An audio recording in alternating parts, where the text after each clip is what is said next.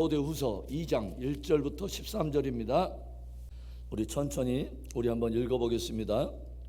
내 아들아, 그러므로 너는 그리스도 예수 안에 있는 은혜 가운데서 강하고 또 내가 많은 증인 앞에서 내게 들은 바를 충성된 사람들에게 부탁하라. 그들이 또 다른 사람들을 가르칠 수 있으리라. 너는 그리스도 예수의 좋은 병사로 나와 함께 고난을 받으라. 병사로 복무하는 자는 자기 생활에 얽매이는 자가 하나도 없나니 이는 병사로 모집한 자를 기쁘게 하려 함이라. 경기하는 자가 법대로 경기하지 아니하면 승리자의 관을 얻지 못할 것이며 수고하는 농부가 곡식을 먼저 받는 것이 마땅하니라. 내가 말하는 것을 생각해 보라. 주께서 범사에 내게 총명을 주시리라. 내가 전한 복음대로 다윗의 씨로 죽은 자 가운데서 다시 살아나신 예수 그리스도를 기억하라. 복음으로 말미암아 내가 죄인과 같이 매이는 데까지 고난을 받았으나 하나님의 말씀은 매이지 아니하니라. 그러므로 내가 택함 받은 자들을 위하여 모든 것을 참음은 그들도 그리스도 예수 안에 있는 구원을 영원한 영광과 함께 받게 하려 함이라. 미쁘다 이 말이여, 우리가 주와 함께 죽었으면 또한 함께 살 것이요 참으면 또한 함께 왕노릇 할 것이요 우리가 주를 부인하면 주도 우리를 부인하실 것이라.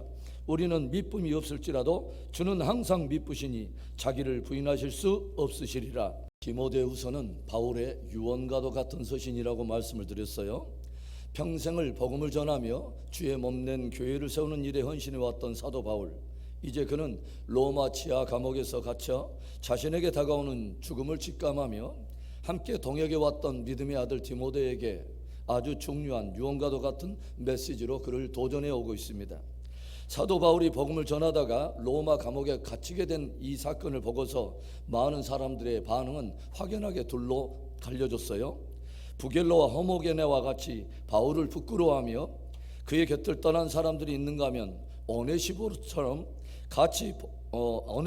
같이 오히려 바울을 방문하여 격려하며 더욱 힘을 실어주는 사람들이 있었다고 하는 것이죠. 로마 전역에 반기독교적인 바람이 불고 있고 이런 고난과 어려움 앞에서 사람들의 반응이 갈리고 있는 이런 쉽지 않은 상황 속에서 바울은 디모데에게 복음과 함께 고난받는 것을 부끄러워하지 말고 그리스도의 좋은 일꾼이 되라 라고 도전하고 있습니다. 여러분, 그렇다면 그리스도의 좋은 일꾼이 되려면 어떻게 해야 할까요? 이를 위한 바울의 첫 번째 도전은 첫째로 은혜 안에서 강한 자가 되라고 도전합니다. 은혜 안에서 강하라. 1절의 말씀을 봅니다. 내 아들아, 그러므로 너는 그리스도 예수 안에 있는 은혜 가운데서 강하고. 사도 바울이 옥에 갇히는 것으로 인해서 상당히 많은 사람들이 변절하고 사도 바울의 곁을 떠나가며 또 복음과 함께 고난받는 자리를 떠나고 있을 때 바울은 디모데가 그리스도의 좋은 일꾼으로서 더욱 강건해지기를 간절히 기도하면서 권면하고 있습니다. 여러분, 어떻게 하면 우리가 강건해질 수 있을까요? 바울은 도전해요. 은혜 안에서 강한 자가 되라. 은혜 안에서 강하라. 그런데 단순한 은혜가 아닙니다. 그리스도 예수 안에 있는 은혜 가운데서 강한 자가 되라고 하는 것이죠. 우리 믿는 성도들이 강건하려면 은혜를 받는 것입니다. 우리들의 섬김과 봉사 그리고 복음 사역을 위한 자원은 그저 우리의 기질이라든가 우리의 가지고 있는 재능에서 다만 나오는 것이 아닙니다. 진짜 사역의 동력과 참된 자원은 예수 안에 있는 은혜 안에서 나오는 것입니다.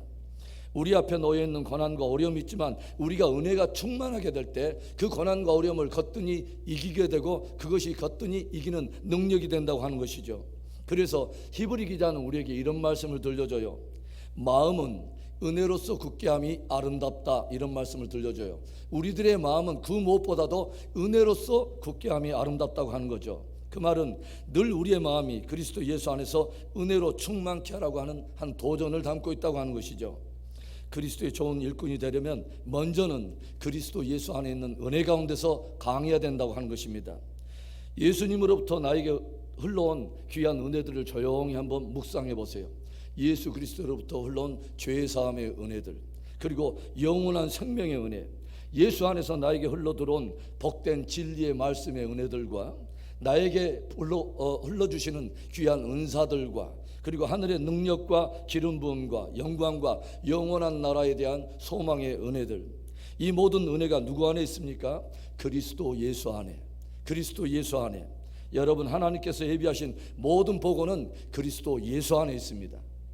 그래서 사도 바울의 서신 속에서 가장 많이 등장하는 152번이나 등장하는 아주 주옥과 같은 표현이 뭐냐면 in Christ, in Jesus, 곧 그리스도 예수 안에서라고 하는 이런 표현입니다.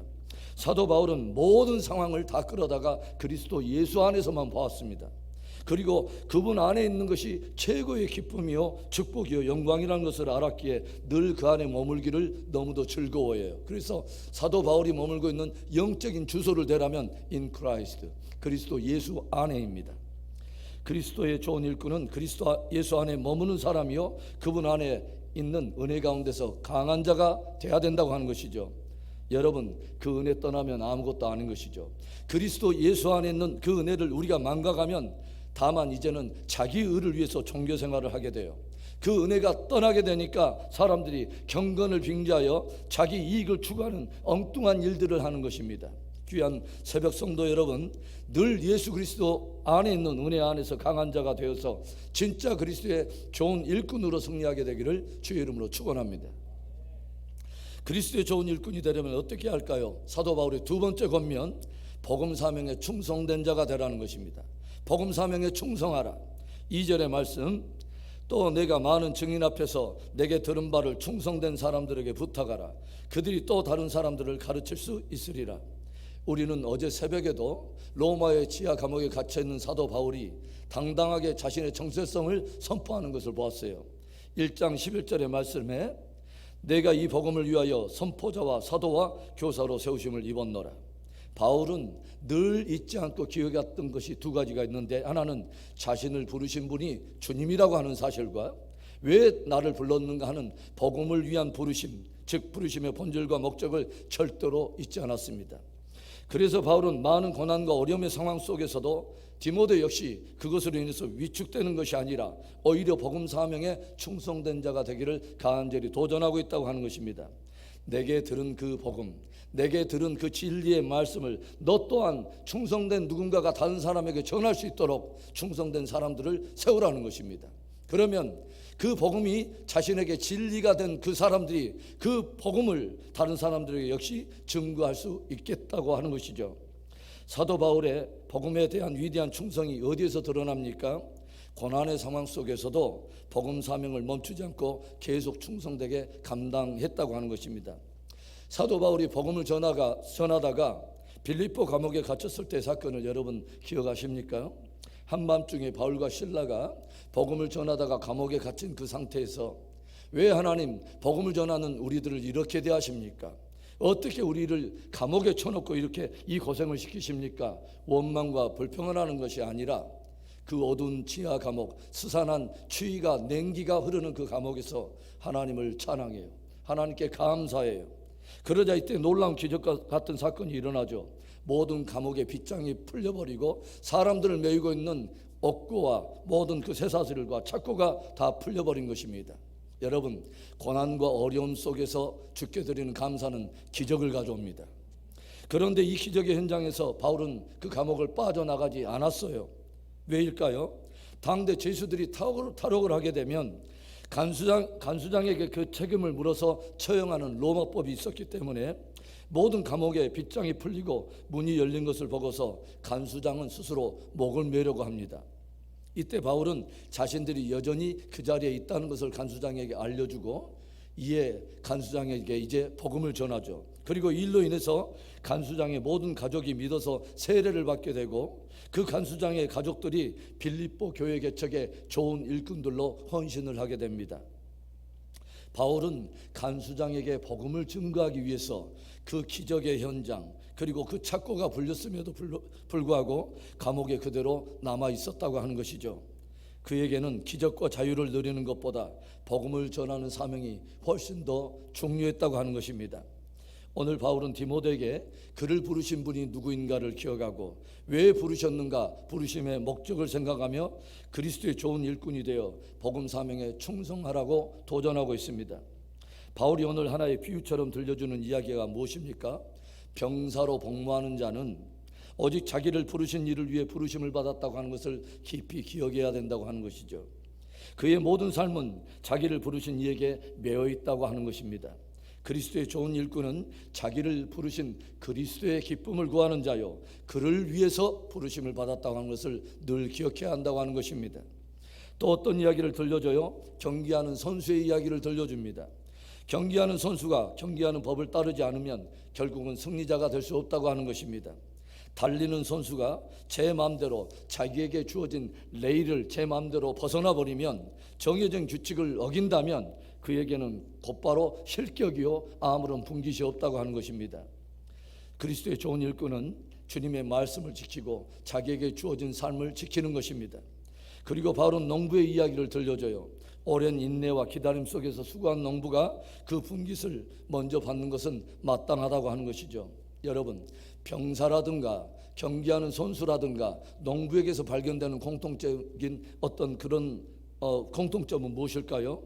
저들은 한결같이 끝에 나타날 영광을 바라보며 과정 속에 나타나는 어려움을 기꺼이 견딘다고 하는 것입니다. 바울은 디모데가 복음을 전하면서 이와 같이 오래 참고 인내함을 가르치고 있는 것이죠. 여러분, 바울이 여러 숱한 어려운 상황 속에서도 복음 사명에 충성을 다할 수 있었던 이유가 무엇일까요? 그는 복음의 능력을 믿었습니다. 복음 자체가 가지고 있는 능력을 믿었어요. 그래서 그는 이런 기이한 말을 들려줘요. 9절의 말씀에 복음으로 말미암아 내가 죄인과 같이 매이는 데까지 고난을 받았으나 하나님의 말씀은 매이지 아니하니라. 복음을 증거하면서 나는 때때로 위험에 노출되고 돌에 맞기도 하고 오늘과 같이 내가 감옥에 갇히게 되었지만 하나님의 말씀은 결코 매이지 않는다는 것입니다. 무슨 뜻일까요? 때를 얻든지 못 얻든지 누구에겐가 복음을 전해 놓으면 때가 되면 하나님께서 그것을 자라나게 하시고 열매를 맺게 하신다는 것이죠. 그리고 그 복음이 어떤 사람에게서 자라나게 하시는 분이 사람이 아니라 바로 하나님이시라는 것입니다. 나는 심었고 아볼로는 물을 주었으되 오직 자라나게 하시는 분은 하나님이시니라. 그래서 우리는 다만 복음 사역에 충성하면 된다는 것입니다. 사랑하는 여러분, 우리를 부르신 분과 그 부르심의 목적과 본질을 늘 마음에 두고 복음 사명에 충성하는 그리스도의 좋은 일꾼이 되기를 다시 한번 주의 이름으로 축원합니다. 그리스도의 좋은 일꾼이 되려면 우리가 어떻게 할까요? 사도 바울의 마지막 세 번째 권면, 주와 함께 죽고 주와 함께 사는 자가 되라는 것이죠. 사도 바울은 디모데에게 우리가 지금 누구를 따르고 있는가를 다시 한번 상기시켜 주고 있어요. 8절의 말씀을 봅니다. 내가 전한 복음대로 다윗의 씨로 죽은 자 가운데서 다시 살아나신 예수 그리스도를 기억하라. 여러분, 복음의 핵심에는 누가 계십니까? 바로 예수 그리스도가 계세요. 그리고 그의 삶의 한 핵심에는 십자가와 부활이라고 하는 이 핵심적인 기둥의 사건이 있죠. 예수님이 우리 앞에 먼저 보여주신 길이 바로 그것입니다. 십자가의 고난과 부활의 영광, 이것이 주님이 우리 앞에 보여준 길이라고 하는 것이죠. 그리고 우리의 신앙이란 한마디로 무엇이냐? 이 주님의 고난과 영광에 참여하는 것입니다. No cross, no crown이라고 하는 말 여러분 아십니까? 십자가 없는 면류관은 없다. 십자가 없는 부활은 없다는 것이죠. 예수님께서 직접 삶으로 가르쳐 주신 아주 중요한 교훈입니다. 오늘 바울은 디모데에게 깊이 새기기를 원하며 이런 말씀으로 마무리하고 있어요.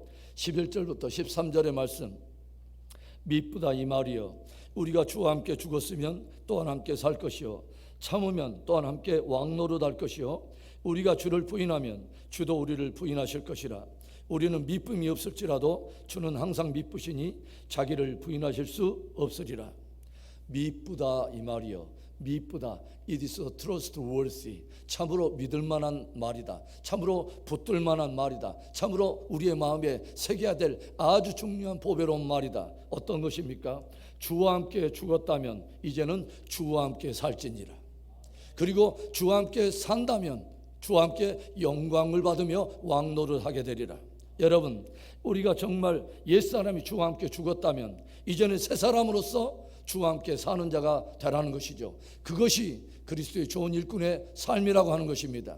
그 삶을 사는 자에게 주와 더불어 왕노를 하게 되리라 주님의 영광이 약속되어 있다고 하는 것입니다. 오늘 바울은 디모데에게 그리스도의 좋은 일꾼이 되라 도전하고 있어요. 그리스도의 좋은 일꾼이 되라면 어떻게 해야 합니까? 바울이 들려주는 이 권면을 우리의 마음에 새겨볼 수 있기를 바라요. 그리스도 예수 안에 있는 은혜 가운데서 강한 자가 되라. 그리고 부르신 이와 부르신 목적을 생각하면서 복음 사명에 충성하는 자가 되라. 그리고 바울은 도전합니다. 주와 함께 죽었다면 이제는 주와 함께 사는 자가 되라.